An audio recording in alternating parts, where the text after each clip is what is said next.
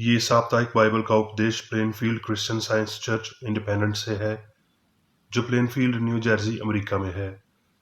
अधिक जानकारी के लिए कृपया हमारी वेबसाइट पर जाएं www.plainfieldcs.com।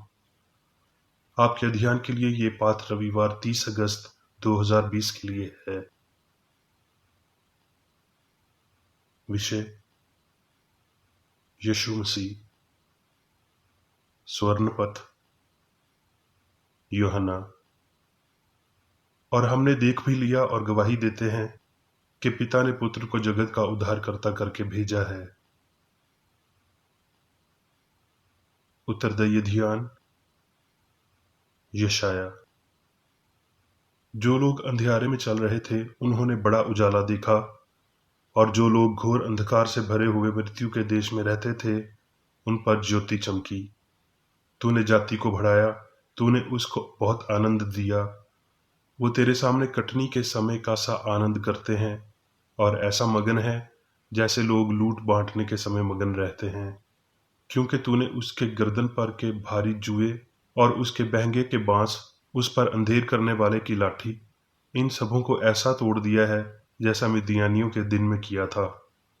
क्योंकि हमारे लिए एक बालक उत्पन्न हुआ, हमें एक पुत्र दिया गया है, और प्रभुता उसके कांधे पर होगी, और उसका नाम अद्भुत, युक्ति करने वाला, पराक्रमी परमेश्वर, अनंत काल का पिता और शांति का राजकुमार रखा जाएगा। उसकी प्रभुता सर्वदा बढ़ाती जाएगी और उसकी शांति का अंत न होगा।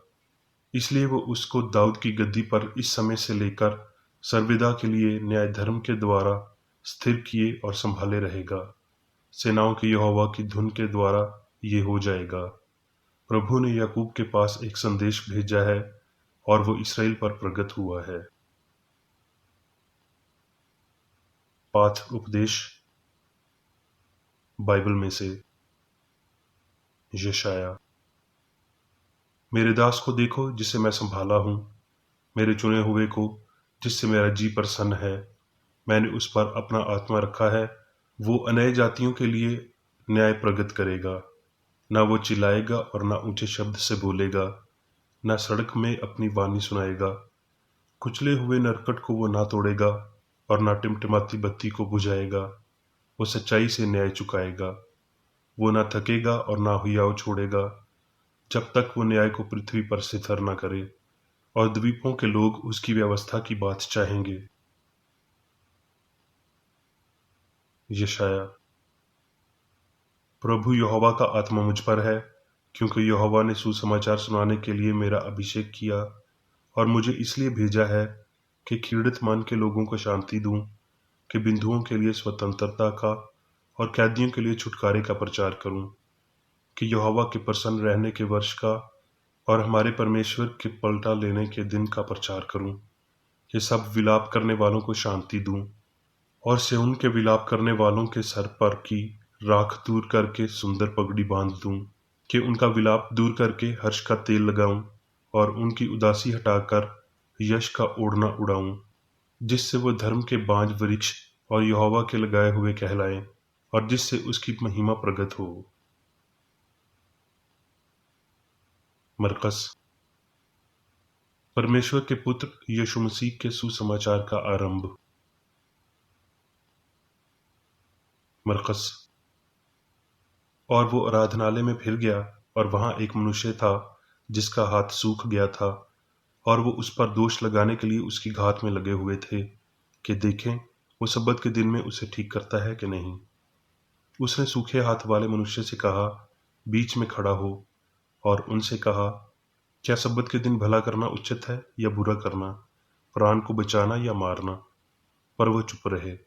और उसने उनके मन की कठोरता से उदास होकर उनको क्रोध से चारों ओर देखा, और उस मनुष्य से कहा, अपना हाथ बढ़ा। उसने बढ़ाया, और उसका हाथ ठीक हो गया। फिर वो पहाड़ पर चढ़ गया, और जिन्हें वो चाहता था उन्हें अपने पास बुलाया, और वो उसके पास चले आए। तब उसने 12 पुरुषों को नियुक्त किया कि वो उसके साथ साथ रहें, और वो उन्हें भेजे कि वो प्रचार करें और दुष्ट आत्माओं के निकालने का अधिकार रखें।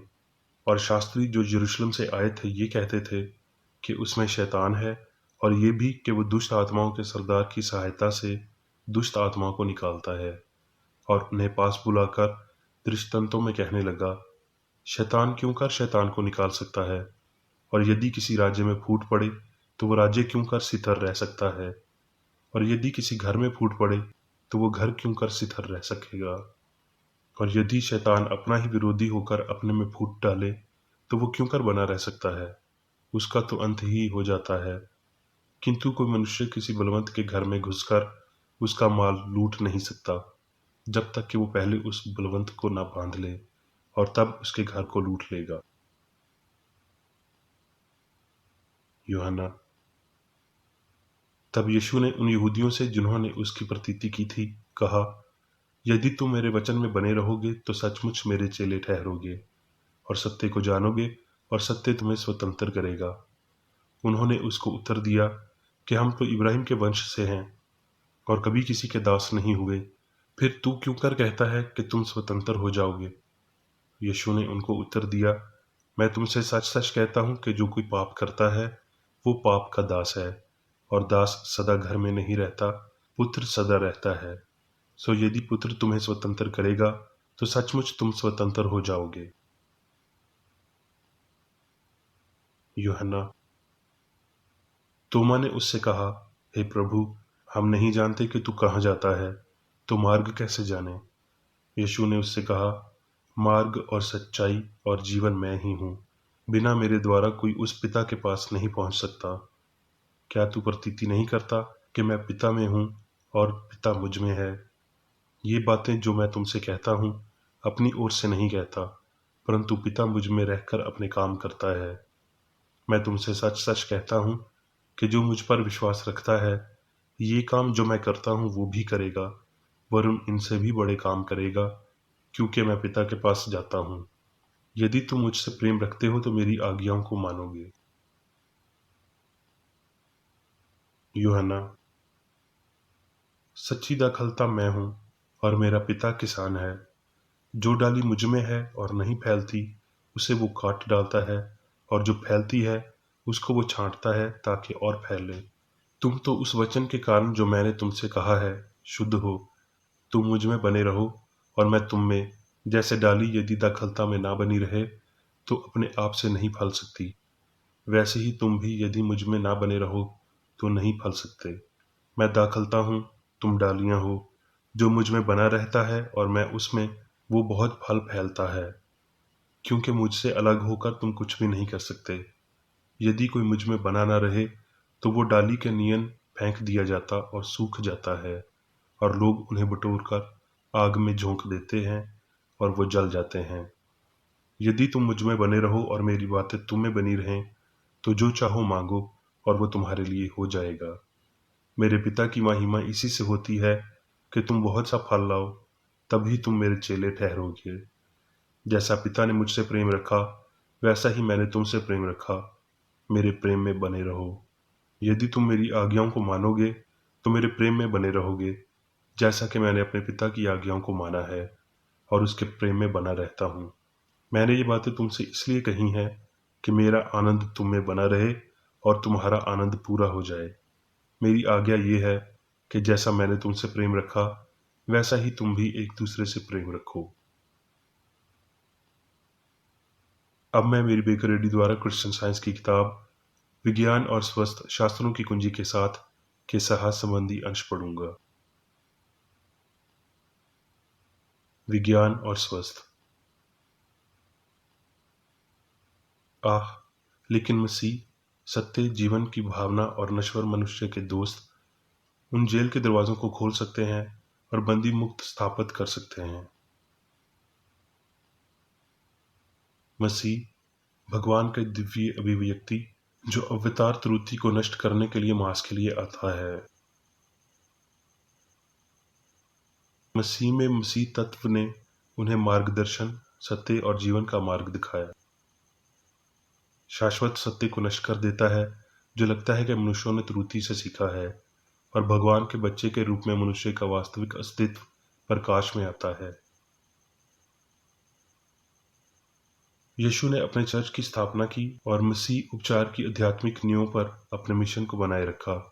उसने अपने अनुयायियों को सिखाया कि उसके धर्म में एक दिव्य सिद्धांत है जो त्रुटि को निकालता और बीमार और पापी दोनों को ठीक करता है। यीशु ने धीरज धरने की सच्चाई सिखाने और उसका प्रदर्शन करने में धीरज से काम लिया है। एक मानव रूप में पहने हुए, अर्थात जैसा कि यह नश्वर दृश्य लगता था, एक मानव मन द्वारा कल्पना की जा रही थी। यीशु सत्य और त्रुटि के बीच, आत्मा और मांस के बीच मध्यस्थ थे। ईश्वरीय विज्ञान के तरीके को समझते और प्रदर्शित करते हुए वो उन सभी के लिए मुक्ति का मार्ग बना जिन्होंने उसके वचन को स्वीकार किया। उससे नश्वर जान सकते हैं कि बुराई से कैसे बचा जाए। विज्ञान को उसके निर्माता से जोड़ा जा रहा असली आदमी नश्वर को केवल पाप से मोड़ने की जरूरत है, और मसीह वास्तविक व्यक्ति और भगवान के साथ उसके संबंध को खोजने के लिए और दिव्य पुत्रात्व पहचानने के लिए नश्वर स्वर्थ की दृष्टि होनी चाहिए। हमारे मालिक ने पूछा, कोई बलवंत आदमी के घर में कैसे घुस सकता है और उसका माल लूट सकता है, सिवाय इसके कि वो पहले इस बलवंत आदमी को बांध दे। दूसरे शब्दों में, तथाकथित नश्वर दिमाग से शुरुआत किए बिना मैं शरीर को कैसे ठीक कर सकता हूँ जो सीधे शरीर को नियंत्रित करता है। जब इस तथाकथित मन में बीमारी एक बार नष्ट हो जाती है तो बीमारी का डर दूर हो जाता है और इसलिए रोग पूरी तरह से ठीक हो जाता है। नश्वर मन बलवंत आदमी है जिसे स्वस्थ और नैतिकता पर इसके प्रभाव से पहले अध्ययनता में आयोजित किया जाना चाहिए। इस त्रुटि पर विजय प्राप्त की हम उस बलवंत आदमी के माल को समाप्त कर सकते हैं, अर्थात बीमारी और पाप को। नश्वर स्वस्थ्य की सद्भाव प्राप्त करते हैं केवल इसलिए कि वो कला का त्याग करते हैं, दिव्य मन की सर्वोच्चता को स्वीकार करते हैं और अपने भौतिक मान्यताओं को छोड़ देते हैं। सुचेत विचार में मूर्त आकार लेने से पहले विचारशील शरीर से रोग की छवि को हटा दें, उर्फ शरीर को, और अपने रोग के विकास को रोकते हैं। ये कार्य आसान हो जाता है यदि आप ये समझते हैं कि हर बीमारी एक त्रुटि है और कोई चरित्र नहीं है और ना ही टाइप है, सिवाय इसके कि नश्वर मन इसे क्या प्रदान करता है। त्रुटि या बीमारी से ऊपर उठकर और सच्चाई के लिए लगातार संघर्ष करके आप त्रुटि को नष्ट करते हैं। यीशु ने प्रदर्शन के द्वारा जीवन का मार्ग सिखाया कि हम ये समझ सकते हैं कि दिव्य सिद्धांत कैसे बीमारों को ठीक करता है, त्रुटि को जन्म देता है और मृत्यु पर विजय प्राप्त करता है। यीशु ने ईश्वर के आदर्श को किसी भी अन्य व्यक्ति की तुलना में बेहतर प्रस्तुत किया जिसकी उत्पत्ति कम आध्यात्मिक थी। परमेश्वर की आज्ञाकारिता के द्वारा उसने आध्यात्मिक रूप से सभी दूसरों के सिद्धांत का प्रदर्शन किया। उसके पालन की शक्ति ये थी कि यदि तुम मुझसे प्रेम रखते हो तो मेरी आज्ञाओं को मानोगे। अपने मानव जीवन के परिमाण के माध्यम से उसने दिव्य जीवन का प्रदर्शन किया। अपने शुद्ध स्नेह के आयन से उसने प्यार को परिभाषित किया। सत्य के मिलन के साथ उसने त्रुटि को समाप्त किया। इसे ना देखकर दुनिया ने उसकी धार्मिकता को स्वीकार नहीं किया, लेकिन पृथ्वी को सद्भाव प्राप्त हुआ जिसे उसके गौरवशाली उदाहरण ने पेश किया। उसके शिक्षण और उदाहरण का अनुसरण करने के लिए कौन तैयार है? सभी को जल्द से जल्द या बाद में खुद को मसीह में रखना चाहिए। भगवान का सही विचार, वो उधार पूर्वक अपने प्रिय खरीदे हुए खजाने को खाली या पाप से भरे मानव भंडारों में डाल सकते हैं, जो यीशु के गहन मानव बलिदान की प्रेरणा थी। अपने दिव्य आयोग के साक्षी में उन्होंने ये प्रमाण प्रस्तुत किया कि जीवन, सत्य और प्रेम बीमारों और पापों को ठीक करते हैं और मन के माध्यम से मृत्यु पर विजय प्राप्त करते हैं, भौतिक नहीं। ये सबसे बड़ा सबूत था जो वो दिव्य प्रेम की पेशकश कर सकता था। नासरत के यीशु ने पिता के साथ मनुष्य की एकता को सिखाया और प्रदर्शित किया, और इसके लिए हम उसे अंतहीन श्रद्धांजलि देते हैं। उसका मिशन व्यक्तिगत और सामूहिक दोनों था। उसने जीवन के काम न केवल स्वयं के प्रति न्याय में बल्कि मनुष्य पर दया करने में भी किया। मनुष्य के अधिकारों को त्याग कर हम सभी के उत्पीड़न के विनाश को दूर करने में विफल नहीं हो सकते। गुलामी मनुष्य की वेद स्थिति नहीं है। ईश्वर ने मनुष्य को स्वतंत्र किया। पौलुस ने कहा, मैं आजाद पैदा हुआ था। सभी पुरुषों को स्वतंत्र होना चाहिए। जहां कहीं प्रभु की आत्मा है, वहां स्वतंत्रता है। प्रेम और सत्य मुक्त करते हैं, लेकिन बुराई और त्रुटि पुरुषों को कैद में ले जाती है। क्रिश्चियन साइंस स्वतंत्रता और रोने के मानक को बढ़ाती है। मेरे पीछे आओ, पाप, मृत्यु और बीमारी के बंधन से बचो। यीशु ने रास्ता चिन्हित किया। दुनिया के नागरिकों, परमेश्वर के बच्चों की शानदार स्वतंत्रता स्वीकार करो और मुक्त रहो। ये आपका दिव्य अधिकार है। भौतिक बोध का भ्रम ईश्वरीय विधान नहीं। ये आपको बड़ा करता है, आपके मुक्त अंगों को उलझाता है, आपकी क्षमताओं को अपंग करता है, आपके शरीर को ऊर्जावान करता है और आपकी होने की तख्ती को खराब करता है। ये संभव है। हाँ, ये प्रत्येक बच्चे, पुरुष और महिला का कर्तव्य और विशेष अधिकार है कि उन्हें कुछ हद तक स्वस्थ और पवित्रता के सत्य और जीवन के प्रदर्शन द्वारा मालिक के उदाहरण का पालन करना चाहिए।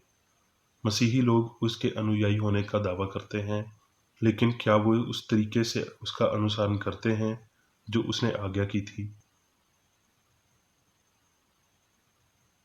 आपस में प्रेम रखो। पहला यूहन्ना 3:23 प्रेरित लेखक की सबसे सरल और गहन सलाह है। परमेश्वर की जय हो और संघर्षशील दिलों को शांति मिले। मसीह ने मानव आशा और विश्वास के द्वार से पत्थर को लुढ़का दिया और ईश्वर में जीवन के रहस्य घाटन और प्रदर्शन के माध्यम से उन्हें मनुष्य के आध्यात्मिक विचार और उनके दिव्य सिद्धांत प्रेम के साथ संभविता एक मानसिक रूप से उन्नत किया। मसीह का कानून हमारे कानून को ध्वस्त करता है। आए हम मसीह का अनुसरण करें। अब मैं मेरी बेकर रेड्डी द्वारा चर्च मैनुअल में दिए गए 3 दैनिक कर्तव्यों को पढ़ूंगा। दैनिक प्रार्थना। प्रत्येक दिन प्रार्थना करने के लिए इस चर्च के प्रत्येक सदस्य का कर्तव्य होगा, तुम्हारा राज्य आए, ईश्वरीय सत्य, जीवन और प्रेम के शासन को मुझ में स्थापित कर और मुझ पर शासन कर, और तेरा वचन सभी मनुष्यों के स्नेह को समृद्ध कर सकता है और उन पर शासन कर। आदेशों और कर्तव्यों के लिए एक नियम। ना तो दुश्मनी और ना व्यक्तिगत लगाव मदर चर्च के सदस्यों के आदेशों और कर्तव्यों पर लागू करना चाहिए। विज्ञान में दिव्य प्रेम ही मनुष्य को नियंत्रित करता है और एक क्रिश्चियन वैज्ञानिक प्यार की मीठी सुविधाओं को दर्शाता है। प्यार में डांटने पर, सच्चा भाईचारा, परोपकार और क्षमा में। इस चर्च के सदस्यों को प्रतिदिन ध्यान रखना चाहिए और सभी बुराई दूर करने, भविष्यवाणी, न्याय करने, निंदा करने, परामर्श देने, प्रभावित करने या गलत तरीके से प्रभावित होने से बचने के लिए प्रार्थना करनी चाहिए। कर्तव्य के प्रति सतर्कता। इस चर्च के प्रत्येक सदस्य का यह कर्तव्य होगा कि वो प्रतिदिन आक्रामक मानसिक सजाओं से बचाव करे और भूलकर भी ईश्वर, नेता और मानव जाति के प्रति अपने कर्तव्य की उपेक्षा नहीं करनी चाहिए। उनके कामों से उन्हें आंका जाएगा और वो उचित या निंदनीय होगा।